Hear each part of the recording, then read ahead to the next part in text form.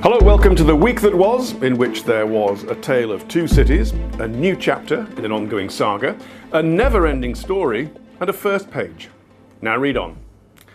The Syrian city of Raqqa was finally liberated from ISIL by the Kurdish-led Syrian Democratic Forces. Major military operations have ended. In 2013, when the jihadists took control, they celebrated in the main square. Now the SDF mocked that moment by reenacting it with their own celebrations of victory.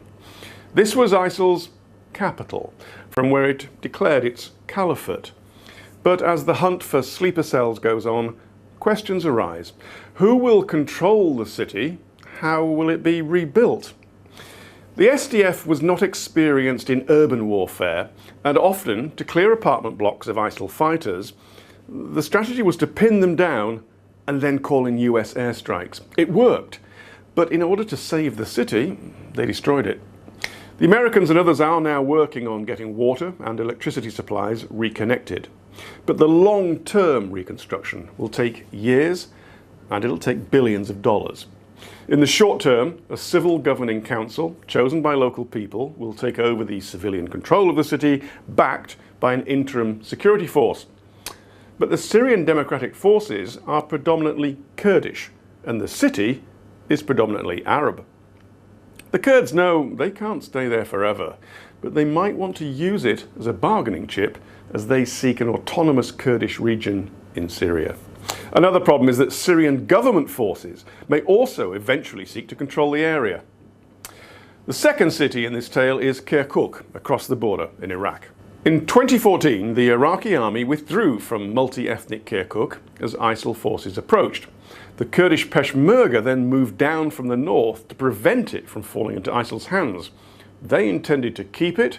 Baghdad intended one day to get it back.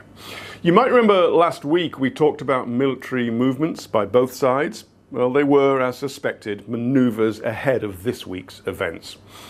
Since last month's Iraqi Kurdish vote on independence, Baghdad had been preparing to retake Kirkuk and the oil fields surrounding it. Now they moved. After a tense standoff, the Iraqi military and the pro-Baghdad Shia Popular Mobilization Forces pressed towards the city, and the Kurdish forces, after a few brief clashes, withdrew. Now the Kurds are split between two main factions, and this was a fight neither could win. It doesn't mean they give up on Kurdish independence. It does mean that if they ever achieve it, Kirkuk will not be part of their territory. There's a long way to go in this story. And it serves as a warning to Spain, as it wrote the next chapter in the Catalan crisis. Without compromise, the Spanish region faces upheaval in the coming months. It declared independence, suspended it, and this week ignored a Madrid deadline to clarify its position. Madrid is now clarifying how direct rule works. The battle lines are being drawn, and potentially millions of people are ready to take to the streets.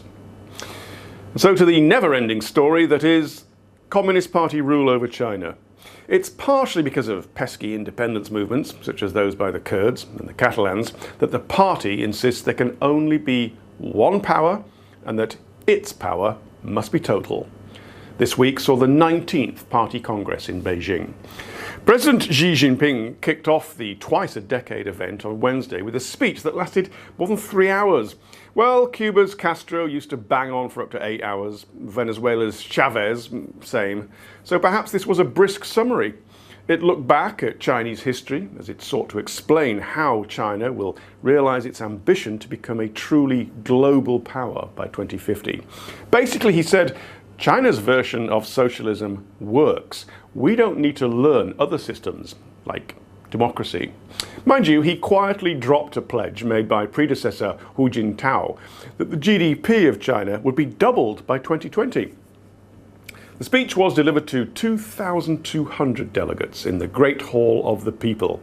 It also confirmed who the new Politburo members are, and it confirmed that they were all pretty much people guaranteed to support Xi Jinping.